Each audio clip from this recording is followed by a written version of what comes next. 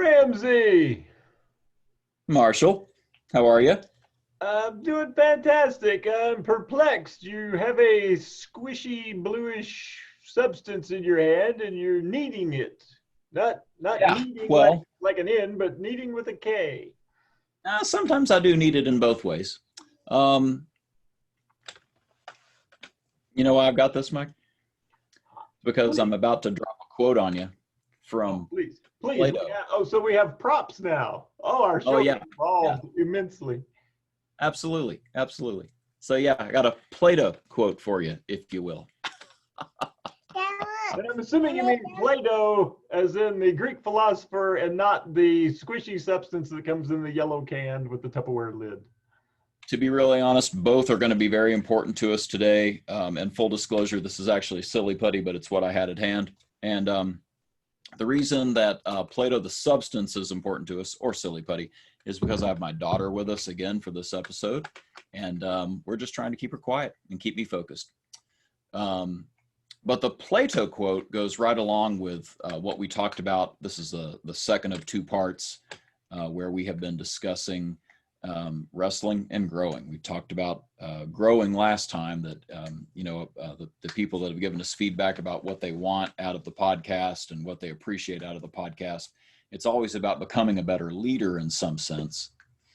Well, in what sense, right? And that's the real question: is what do you want to grow into? What's the potential, the excellence that you want to strive for?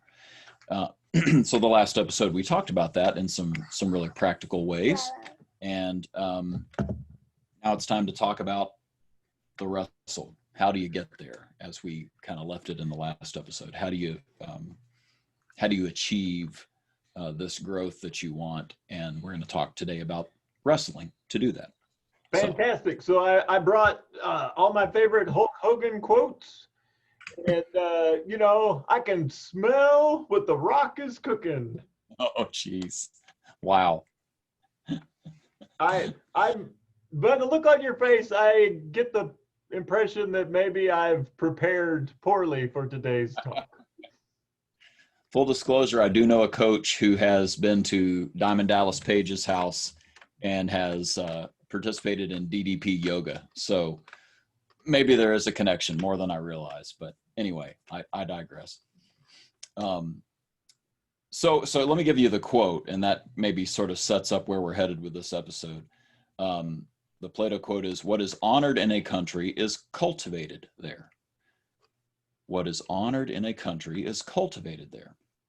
So I'm using it perhaps a little bit out of context, but run with me on this one.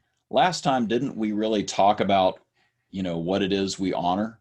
It's these are the things that we want to be about. These are the things that we think are special. These are the heroes that we admire, and these are the values that they're about. So we're going to honor those values. We're going to value those virtues, if you will. And so that was what we want to grow to. Well, to get there, if those are the things you honor, you got to cultivate something, right? And you're from Indiana. When I say cultivation, what are the things you think of? Soybeans, corn, pigs, and turkeys. Right. And you know what I think of? Sweat. Absolute sweat. None of that sounded fun. Nothing you said sounded fun at all, except the eating part at the end. I honor that 100%. But yeah, cultivation is hard work. Farming. Farming is hard work. And so that's a little bit what we're talking about today is what do you have to do to raise that crop that you're looking to raise? What's the cultivation you have to do? By the way, cultivation, culture, they come from the same root. Excellent, excellent. So I'm really, I'm really put off by today's topic because so far you've told me that I've got to wrestle and I've got to cultivate, and both of those sound like a whole lot of work. Yeah, right. Even uncomfortable, right? Like, let's go to wrestling, right? I mean, it's always been sweaty, hard work, awkward, weird positions, vaguely homoerotic. I mean, there's a lot of things we could say that are somewhat uncomfortable subjects, and and the folks that are willing to go through that process are the ones that actually grow. So that's where I come down on that. I agree with you. Well, and first of all, let me say, if you're a wrestler, please send your hate mail to Mark Ramsey at HipSocket. The other point is that, yeah, when you built your entire company around the concept of wrestle and grow. And I do think we need to, when I first saw that, I thought, man, this is pretty interesting, but I'm not sure what defines wrestling. So how do you, it's the lead word in your company. What exactly is it? Yeah, it's a great question. I think if I were to say, wrestle about what, when people say, what do you mean wrestle? I usually say wrestle to the truth, whatever that is, for the organization, for the person, something that they're trying to get clarity about. And there's another Greek word that goes along with that, which is skole. So typically spelled in English, schole, schole. And skole is the root of many English words, one of which is school. And that is what it meant. It shows up actually in the New Testament, in the Greek New Testament, as lecture hall. They use the word skole to mean lecture hall. So it literally meant school. It also meant, and this is where it gets weird, it meant rest. It meant leisure. As in leisure to contemplate and meditate. And so the Greeks, from my research, basically talks about the fact that they had in their world, in the Greek world, life would have been divided up into three things: work, what you do to put bread on the table; play, the amusements you do that are, like looking for dank memes on Instagram, whatever it is you do.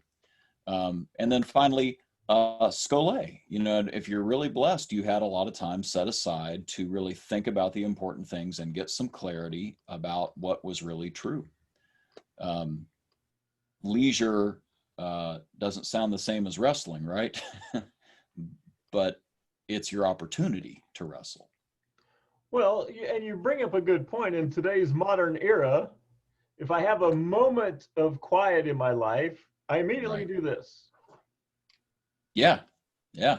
And so if you think about it, there's no one on the planet at this point that has a cell phone that's taking a moment to contemplate anything. Yeah. So I always tell people that I'm working with, we'll be talking about a weighty subject, and I always tell them, okay, there's 3 places when you're going to have an epiphany, where all this is going to congeal and you're actually going to be able to think this through. The first one is in the shower. Yep. The second one is on top of the riding mower. Yep. And the third is at 3 a.m. Yeah. It's dead quiet. You wake up and you go, oh, I got it. I see how all this comes together. I see the synergies. Right. I now have clarity in the thought, in the next step, and all that. So in today's modern age, the shower, the mower, and 3 a.m. are the only times that we take to give ourselves the space to digest what it is that we've consumed intellectually throughout the day. You nailed it. And, Neil Postman had the book Amusing Ourselves to Death. This has been a problem in the modern age for a while. You can look back into the past and see how it wasn't so much a problem. Benjamin Franklin had these, I always forget, I think they're pronounced juntos, but he had these meetings that were sort of like early mastermind groups. They'd read stuff together and, just a bunch of smart people getting together, trying to better themselves. Plato talked about the life of inquiry, and his teacher Socrates went so far as to say a life that's unexamined is not a life worth living. And you can look to Moses. Moses said, "Teach us to number our days, O Lord, that we might gain a heart of wisdom." The very word reflection means to look, to bend back. And just the idea of like pausing long enough to bend back, to look at what's going on, to look at what's going on in your life and in the context of your world. we don't have time to do that unless we intentionally carve that out. Mhm. We don't have the luxury of, not having much to do. We have, unfortunately, the luxury of anytime we want to entertain ourselves, we can. So this is a really intentional moment when you decide, I'm going to wrestle. I'm going to spend some time with the wrestle. Mhm. Well, and I think that maybe one of the gifts from the pandemic, as difficult as it has been, is that many of people's distractions were eliminated. And so you had people when there were no sports. You had people, Yep. who our national parks, our state parks have never seen this type of activity before, where Yep. people are out hiking and walking and thinking and doing these activities. You couldn't go out to eat with all your friends. You couldn't watch sports. You couldn't. There were just so many activities you could not do that in many cases people discovered their thoughts, and they discovered Yes. within themselves the yeah, what's important. And I've seen people readjust their lives. They've changed careers. They've changed their intensity of their career, knowing that there were other things that they wanted to accomplish in their life because they had a moment to stop and think. I think the reason that I find what you just said so intriguing and frankly scary is because that was enough for some of us. For others of us that struggle, there was still this temptation to basically get lost in social media, Mhm. because that was not taken away from us. We had that all the time. Mhm. I actually had a client a few years back who said, he said, I knew I had a problem when I was loading Facebook on my computer at work. And in that 1 second delay as it loaded, I grabbed my phone to see what was on Facebook. Think about that. But that's where we're at, right? Like it's so unthinking and unconscious. And that's the point, is it's unthinking. You have to carve out time to do this. You have to absolutely carve out time to do this. Well, and if you're listening right now and you think, oh, that's not me, well, then here's the question for you.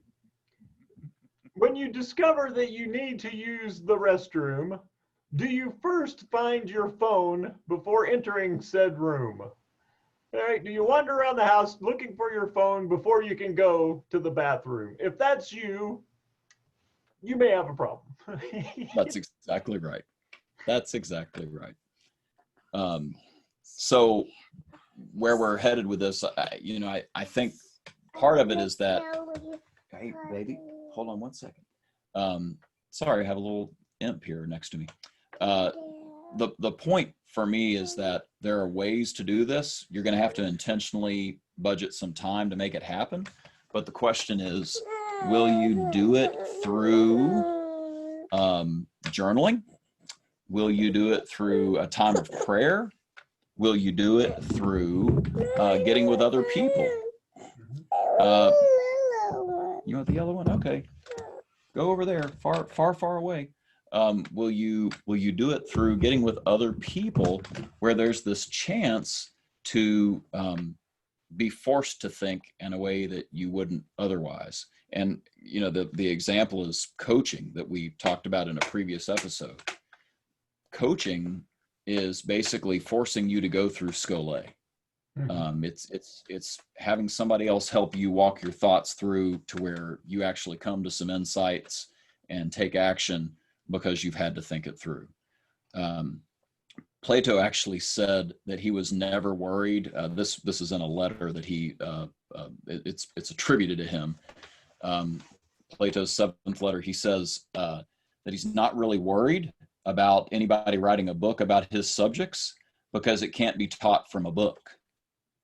And it had to be talked through in a dialogue with somebody. And the way he describes it is that this spark of fire goes from one soul to the next and ignites that other soul with this insight, whatever it is. You can't necessarily do that just by yourself, right? So you're going to have to somehow figure out a way to get into a dialogue with somebody, which is a big part, obviously, of coaching and a lot of the ways that one can wrestle.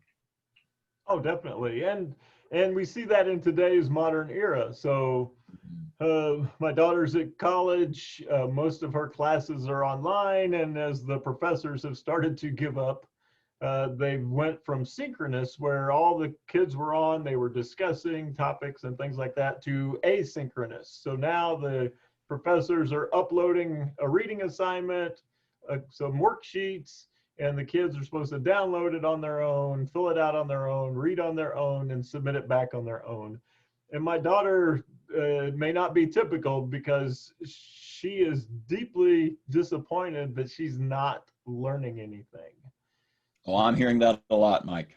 Yep. Yeah, so yeah, the learning is, she knows she's not learning anything. She did the work, she got the grade, but she doesn't feel like she's any more well informed, or has, improved in any shape or form because she did that work. Yeah, I think that we're really missing an opportunity if we don't intentionally carve out not just time, but carve out some people. Identify some folks who can be truth tellers to you, that can really give some pushback on, what makes you say that.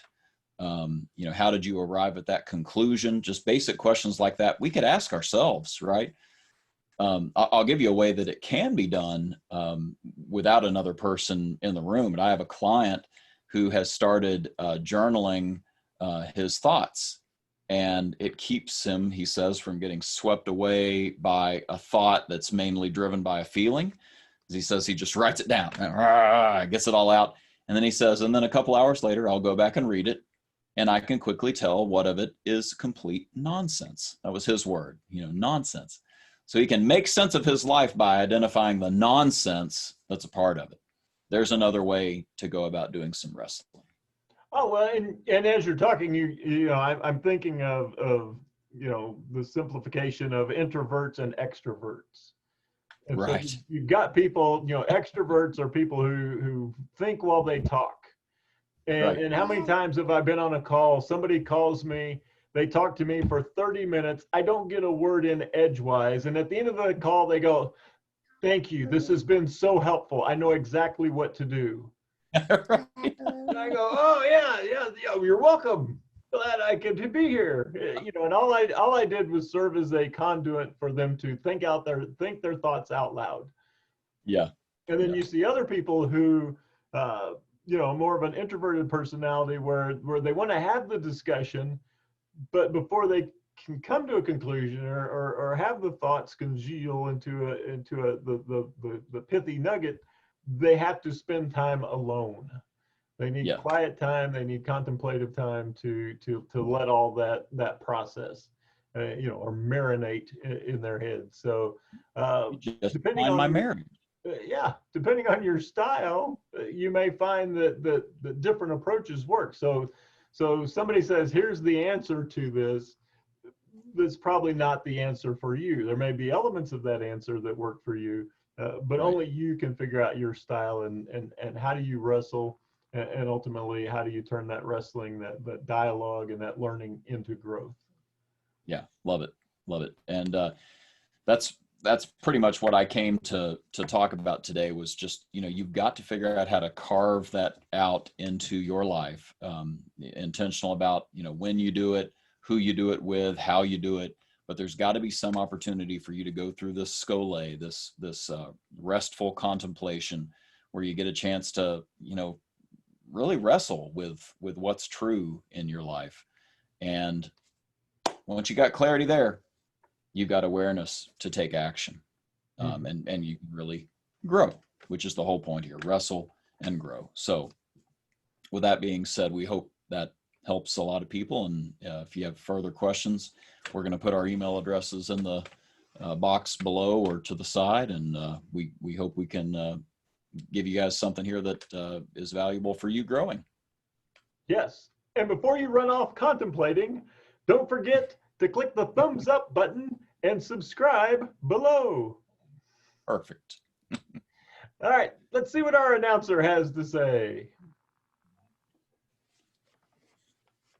Oh, one last cute kid.